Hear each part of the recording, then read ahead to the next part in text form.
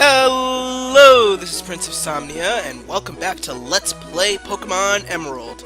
Last time I took care of a whole bunch of trainers, pretty much in fast-forward off-screen mode, and in this episode, I'm here in Pacifidlog Town because, well, you don't really have much of a reason to go here other than it's pretty damn cool, to be honest. This is one of those really unique towns. As you can see, the entire thing is just floating on water with like little log bridges to connect between houses. I always thought this was like a really cool idea for a village, basically. They don't really do this all that often in Pokemon games. I mean, they kinda do in like Humalau City and Black and White 2, but that's just like... it's one other example, and it's not even, like, the whole example, so... like, it's not even the whole city, I mean. Also, you can't run here because... I don't know. It's dangerous to go alone? I have no idea.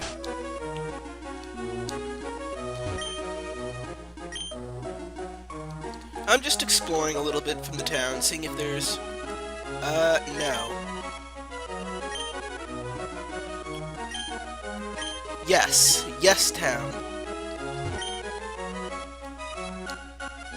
I mean, if they're gonna make fun of the fact that you can only say yes or no, shouldn't they just add... never mind.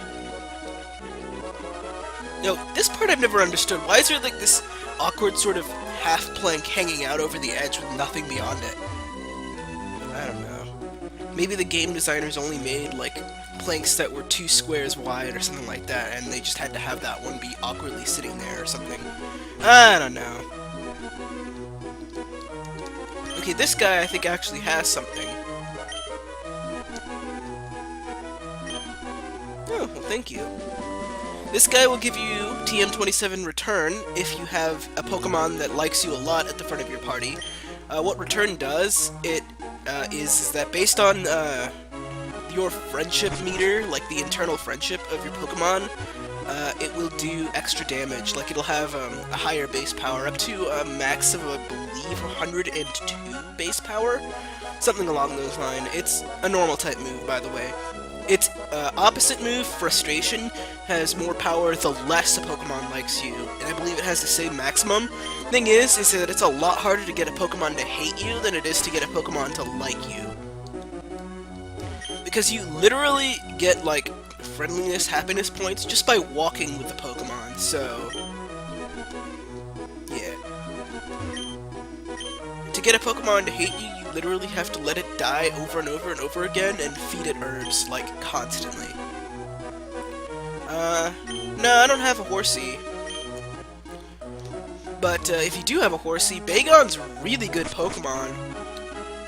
Except, you know, it is a little late game for that. But other than that, Bagon is an extremely good Dragon-type Pokemon. No, Dragon-type Pokemon, and otherwise you would only be able to get it after you beat the game itself. So, yeah. Okay, well, maybe not after you beat the game itself, but you certainly won't be able to get your hands on it until after you have all 8 gym badges.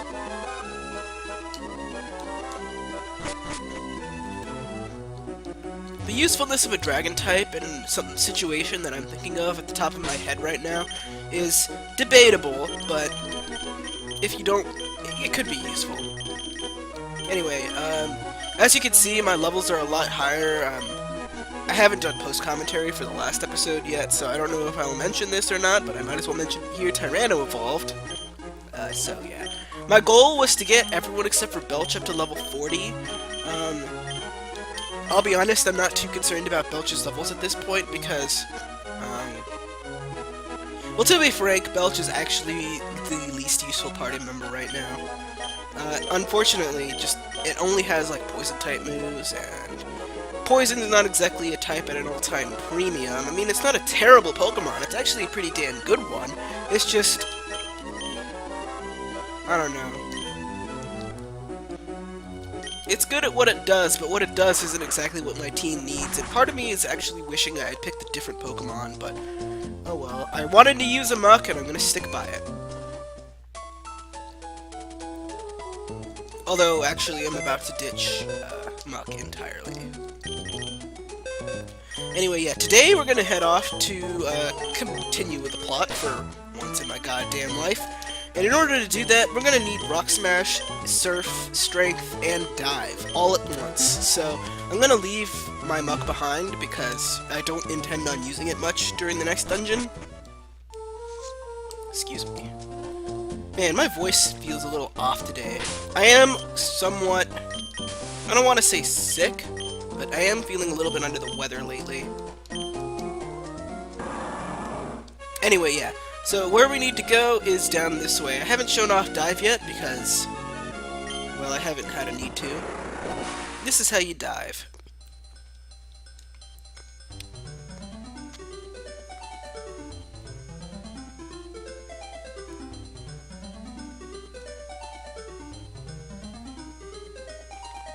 I just love the music that plays underwater. I'm sorry, I had to be a little quiet for that one, but it just sounds so beautiful, man! And that sounded like I was on drugs or something. But you get my meaning. It just sounds so beautiful and magical, and I mean, you're underwater, so it honestly kind of is somewhat beautiful and magical. I don't know how to describe it, but this place brings back a lot of memories. Ooh, a heart scale! That might come in useful. When I was a kid, I used to make a game about, like, trying to hold my breath for as long as I could while I was underwater to see if it was actually possible to hold your breath for this long. Spoiler alert, it's not, but that didn't stop me from trying in the first place. I was not a very smart kid. Not at all, actually. Oh, it seems I surfaced a little too soon. Oh wait, no, I didn't. Never mind. I'm stupid. Anyway, well, actually I did. Never mind. So this is where we need to go, but before I go into that little, sea cave, I want to go up here, because there's a small little dive spot you can go down under. Also, how are you supposed to know that you're supposed to go here, other than just by diving around everywhere? Because, like, I've played this game 20 or so times, and in the remakes, it makes it quite obvious that you need to go to the Seafloor Cave, because there's a cutscene after you beat Tate and Liza, where a giant pillar of light appears above where you need to go. But I don't remember how they tell you that you're supposed to dive to the Seafloor Cave in Route 128. Maybe, like, NPC dialogue at one point from, like, a Team Aqua officer or something tips you off to that. I really don't remember. At this point, I've played the game so many times that, like, going where I need to go next is literally just like an automatic reaction. So, yeah. Oh, crap!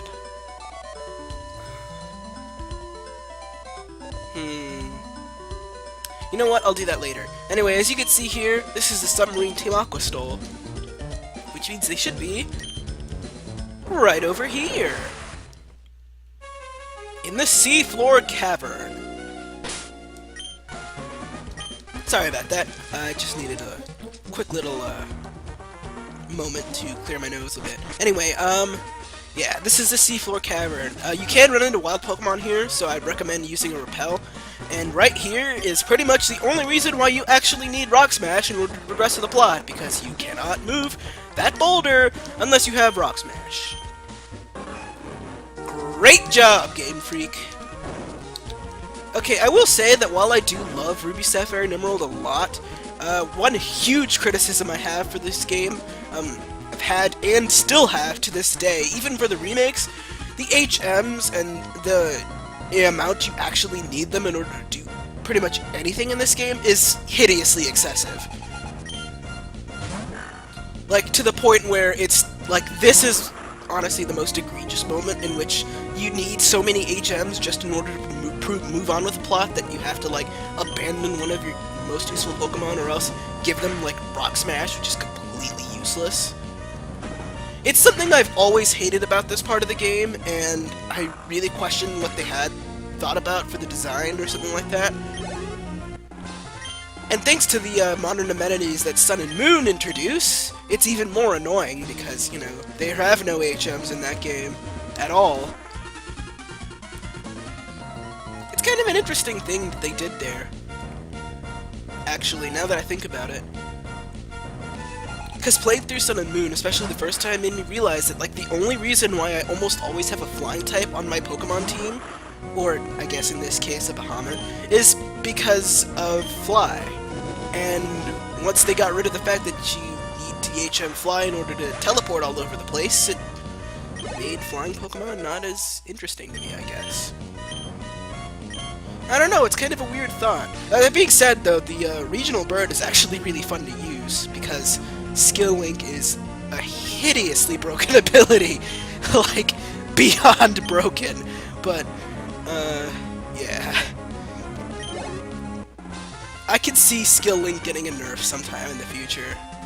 It's honestly a little too good, but whatever. For those of you who don't know, Skill Link basically makes it so that moves that hit 2 to 5 times always hit 5 times. Yeah, it gets ridiculous. Anyway, the Seafloor Cavern is a lot mazy, or very mazy. So, excuse me if I end up getting lost several times as I go through this place. It has been a while since I've played the GBA version of the Seafloor Cavern, and while it should be relatively similar to the remakes, there are still some differences.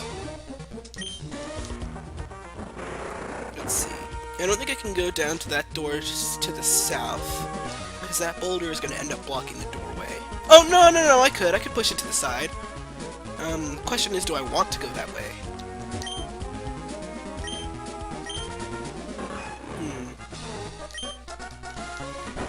I'm gonna try and see if I can't fight all the trainers here. I would like Bahamut to make it to level 45. I feel like that's not the way I want to go. Yeah, it totally isn't. That just takes me back to where I was before. Damn. And I'm fairly certain that is that the door? There's a door somewhere around here that leads to the entrance of this place for no reason. So, yeah, I'm trying to avoid that door. Like, it literally just spits you out at the door we used to enter the dungeon, so... Kinda like how, for some strange reason, that one door in that one corner of Pokemon Mansion back in, Pokemon Fire Red just leads you straight to the entrance. No fucks given. It makes no sense. Oh god, this room. Oh, I've always hated this room.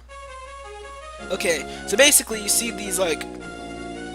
They're basically currents. They'll drag you along in the direction that they're pointing in, essentially. Kinda like those warp tiles from Pokemon Fire Red. Except a little more... Well, no, actually they're just about as annoying. Thing is, though, is that there's an H or a TM somewhere around here. I think? Oh wait, no, that's a different room. Also, I'm fairly certain that that doorway kicks you to, like, the beginning area or something like that, so... Fairly certain. Don't take my word for it. Anyway, at this point, it's just instinct to go this way. Let's see. We've got a couple of trainers over here. What's over this way? Okay, this is probably the room with the TM in it. I think. Do I remember what that TM is? No. Will I find out? Yes. Also, let's hope I can make my way back. It'd be really nice if I could. Is this not the room with the TM in it? I could have sworn this was the room with the TM in it. Okay, make a liar out of me, game. That's just fine. But now we need to know what's in that door to the south! You know, it's times like this that make me wish I had actually looked up a map of the area before. Okay, well, that's a totally useless door. Like I said, this place is pretty damn mazy, mostly because a lot of the doors just lead to the same rooms and not where you actually want to go. This time, though, I don't think it's much of a bad design thing as it is just an annoyance, really. Well, whatever. I guess going up and fighting these trainers is the only way to go. And, you know, throwing up repels. I probably should have bought more, to be honest, but I think I'll be fine.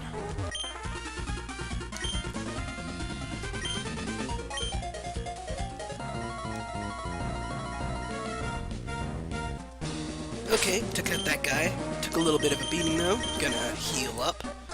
Time to heal up. And let's take on this girl. You know, come to think of it, I'm not entirely sure how we made it here without some sort of breathing apparatus. At least they try to explain that in the remakes. By, you know, actually giving you a breathing apparatus. Well, whatever. I think this is Shelly. I think. She seems... yeah, this is Shelly. Totally. I would like to know the reasoning behind their complete redesign of Shelly in the remakes. I mean, it's not like I don't like the redesign. Don't get me wrong. It's just... it's very, very different, essentially. Although that being said, I guess everyone's redesign in the remakes, is, other than Maxie's and Archie's, is very, very different. So, I guess I don't know things. Although that being said, I'm guessing they thought the same way when they were making Generation 4. So, whatever. Anyway, Bahamut is quite dead right now, so let's revive him.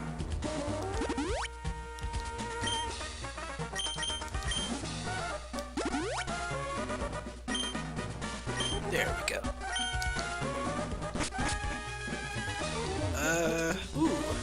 Now this is a familiar puzzle, isn't it? Is this the same one as the one in the Tenobi Key from Fire Red and Leaf Green? I don't think it is, but it's very similar at the very least. Anyway, yeah, you just gotta push these rocks out of the way. Like so. Move this one up, move that one up, and push this to the side. Wait, are we seriously at the end already? Oh my god, we're at the end. Alright, this is TM26 Earthquake. Now this puts me at a bit of a dilemma. See, the thing is that I would love for Kip to have TM Earthquake. Like, it's a really, really good move for Swampert, right? Trouble is that it's also a pretty damn good move for Flygon. And while Swampert does actually learn Earthquake naturally at level 52, Flygon learns Earthquake at level never, so it would probably be a smart idea to give it to Bahamut, to be honest. And as a matter of fact, I'm going to look up the levels of the champion and see whether or not I'll actually be at level 52 by the time we're at this, by the time we're at the end, so give me just a second. Okay, so that would be a yes. Literally every single Pokemon is, on the Champions team at least, is in the high 50s, so I'll definitely want to grind at least to level 50. Although I have done it before at, like, the upper 40s. It was a really rough going upper 40s trial, but it was possible. I can't say I enjoyed it, but it was possible. So, yeah, I think I am going to go ahead and teach Earthquake to Vibrava instead of Swampert, because I'll just have Kip learn it on its own. You know, 10 levels from now. So there we go. I'm going to replace Dig with Earthquake. There we go.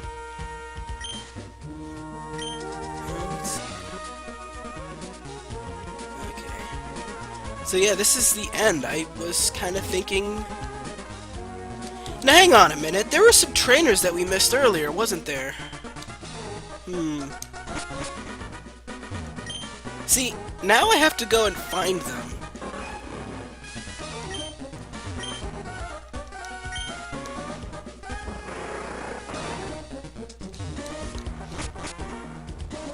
Aha! I found them! Okay, so they were past this door. Well, I didn't really let you see. So you see this rock formation here? It was that door where I ended up coming... Well, it's hard to describe, but they're here, basically.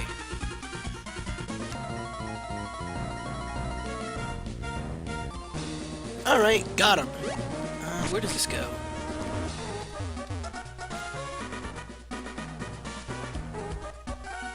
Wait a minute. Wait a minute. Wait a minute. Wait a minute. Wait a minute. Is this...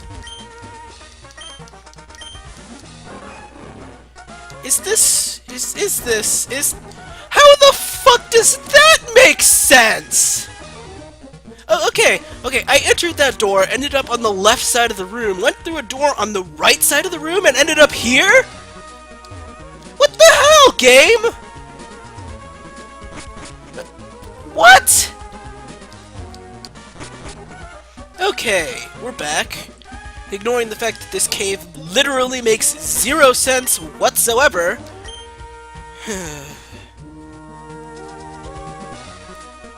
Well, whatever. Let's just move on before I end up giving myself like a heart attack or something. I don't know. Anyway, maybe save, maybe not. It's up to you. 'Cause look what we've got here. Hold it! Objection!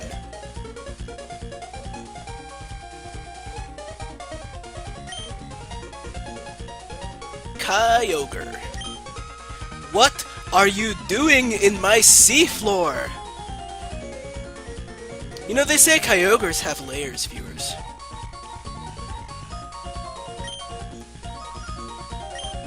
Like an onion. Oh, okay, well, bring it on then!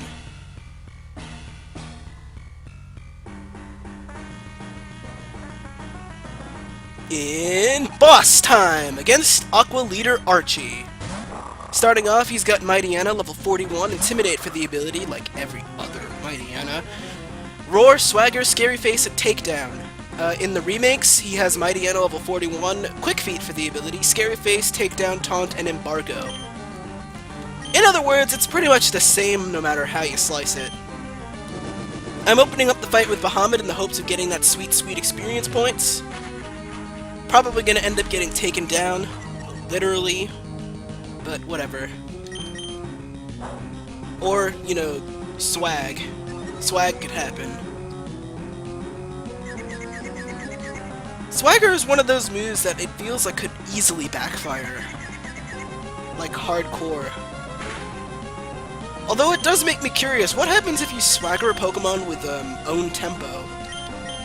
Does it still boost their attack stat? Because that could actually be a pretty useful tactic in double battles now that I think about it. Swagging your own Pokemon. Let's see. Probably Hyper Potion. I would love for this to be a Bahamut solo kill. Is it going to be? Probably not, but I would love for it to be.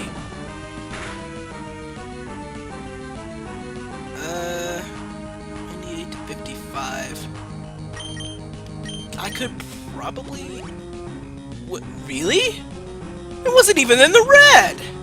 It wasn't even in the yellow! Wow, I've never seen the AI heal that preemptively. I mean, he's smart, because that Earthquake would have killed him dead. But I've never seen the AI heal that preemptively before. Huh.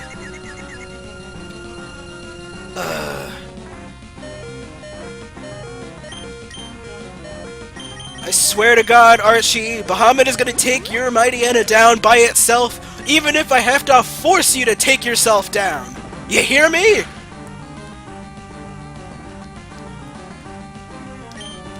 Okay, let's see. We'll go Yellow Flute.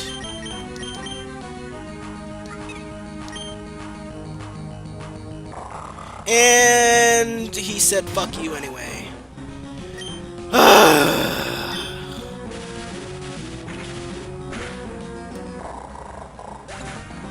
I tried, viewers. I wanted Bahamut to get all that solo experience, and Maxie was like, fuck you, you don't get solo experience anymore.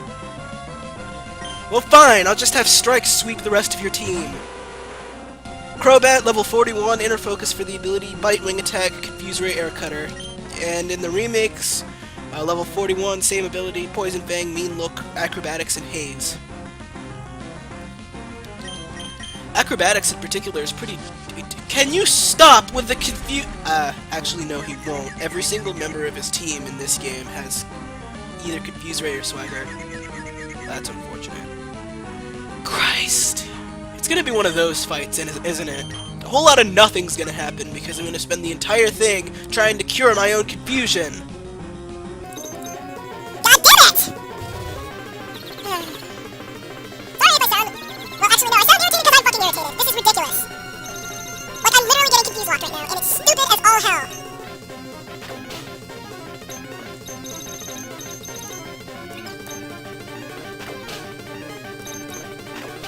Okay, let's take him out with a Thunderbolt. Thank God. Anyway, as I was saying, acrobatics in the remakes is particularly powerful because it basically doubles in power if you're not holding a held item when you use it. So, yeah, could be pretty devastating. He also has a buff in the remakes, so the 41 stands for the ability Sludge Wave, Speech, Venom Wrench, Gunshot, Gunk Shot. Not Gunshot, that would make this game a lot higher rated. Anyway. His last Pokemon, Sharpedo, level 43, Rough Skin for the ability, Sweet Slash, Taunt, and Slider. In the remakes, it's a Mega Sharpedo, level 43, Strong Jaw for the ability, Scary Face Slash, Poison Bang, and Crunch. Strong Jaw is an ability that makes it so that biting moves, or moves that use like fangs and stuff like that, have an increased amount of power, so Poison Bang and Crunch will do a lot more damage. Is what I would say where it got the fact that at this point in the remakes I was probably level 53, and I swept this entire team with a Blaziken, so, yeah. Wait, no, sorry, I used Blaziken in Omega Ruby, not Alpha Sapphire. I swept this team with, like, a Swampert, probably.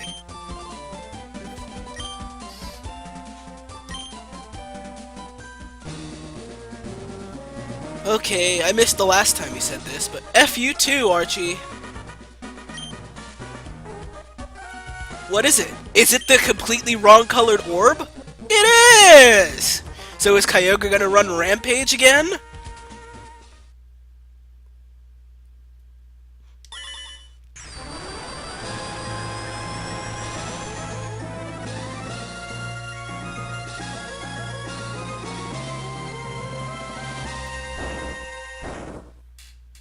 He does! Yay!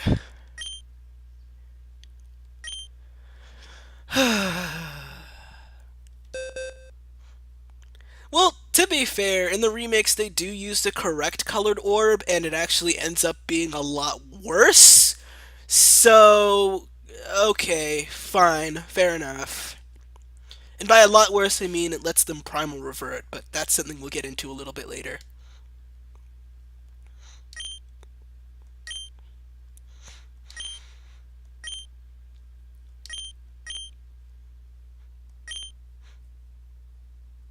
How hard could it possibly be raining for it to be dangerous?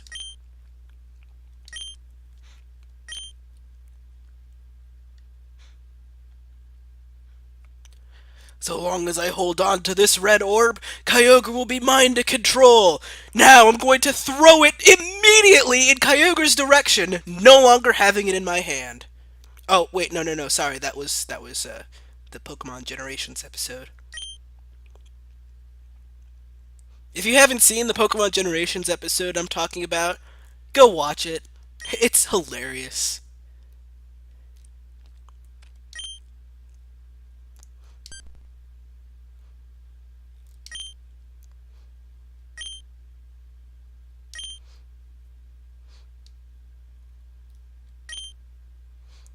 So what's going on outside?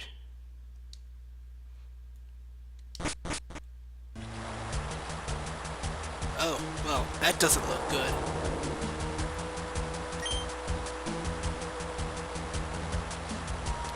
Seems to be raining a mite hard. Oh, wait, no, it's going away. Wait, no. Oh, yep, there we go. Alternating between strong rain and strong sunlight.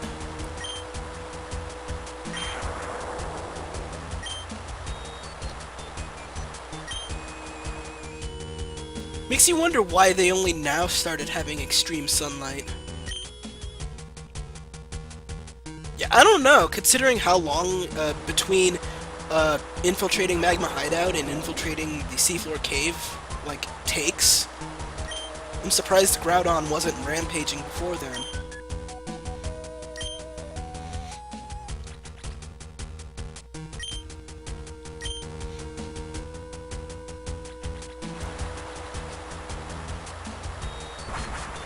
Oh, hey Steven, what's up?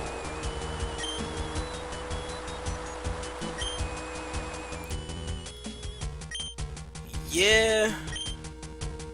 Yeah, that could be an issue.